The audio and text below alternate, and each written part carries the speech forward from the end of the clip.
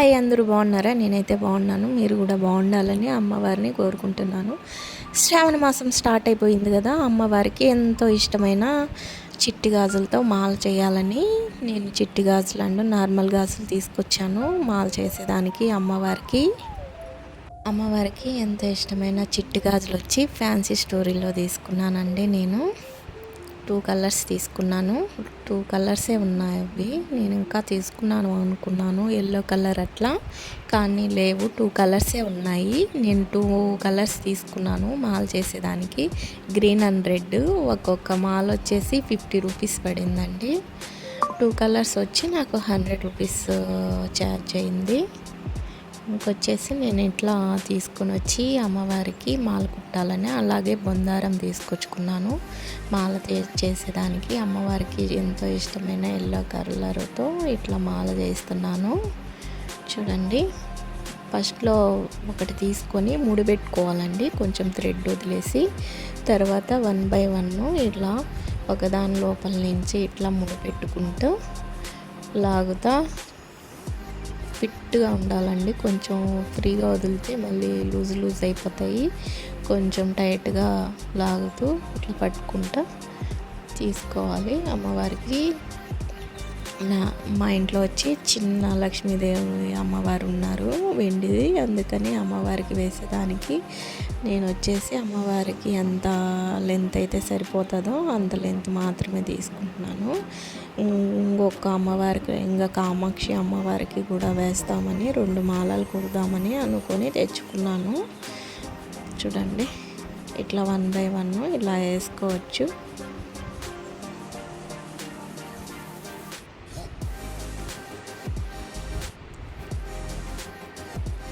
అమ్మవారికి చిట్టి గాజులు అంటే చాలా ఇష్టము.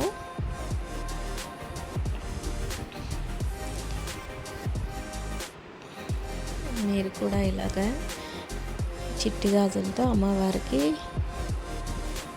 అలంకరణ చేసుకోవాలనుకుంటే ఇట్లా చిట్టి గాజులు తెచ్చుకొని ఇట్లా మాలలాగా కట్టేసి అమ్మవారికి వేయండి, చాలా మంచిది.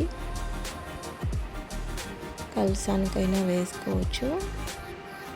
మనకి ఎంత లెంత్ కావాలో అంత లెంత్ వరకు అల్లుకోవచ్చండి. ఇవి నేనైతే ఇంతవరకు అల్లుకున్నాను. చూడండి, చిన్నగానే తీసుకున్నాను కొంచెము. లాస్ట్లాగా అలాగే ముడిపెట్టుకోవాలి.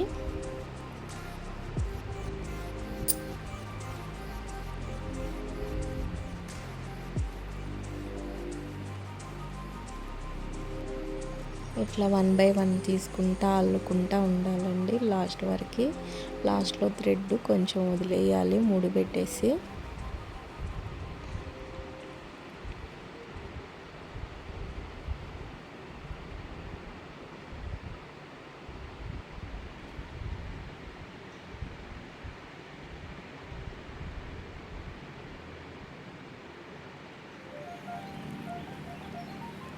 అమ్మవారికి ఎంత ఇష్టమైన చిట్టి గాజుల మాల రెడీ అయిపోయిందండి. చూడండి ఎలా ఉందో ఫైనల్గా.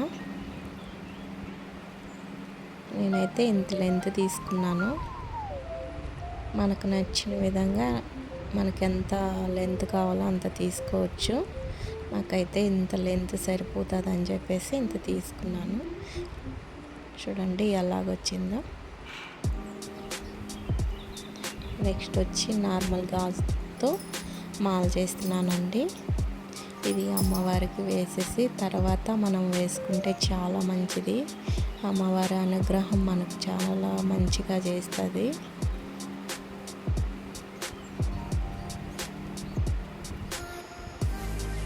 ఇట్లా ఇవి కూడా 1 బై 1 నేను గ్రీన్ ఒకటి, రెడ్ ఒకటి, ఇట్లా మనం చిట్టి గాజులు అన్నట్టే ఇవి కూడా 1 బై 1 ఒక దాంట్లో ఇంచి ఒకటి ఇట్లా అల్లుకుంటా వెళ్ళాలి. చాలా ఈజీనే ఇది. చూడండి, ఫస్ట్లో ముడిపెట్టేసుకోవాలి ఒక గాజుతో.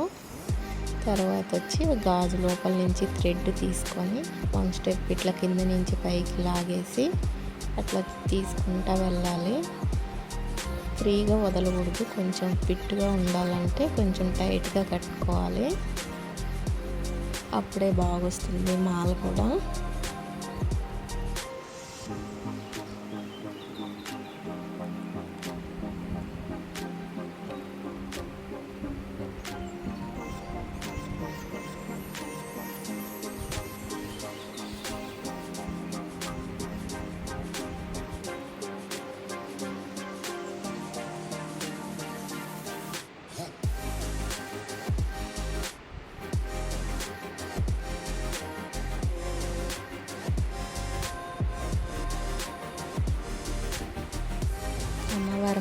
అయితే రెడీ అయిపోయిందండి. చూడండి ఎలా వచ్చిందో మాల.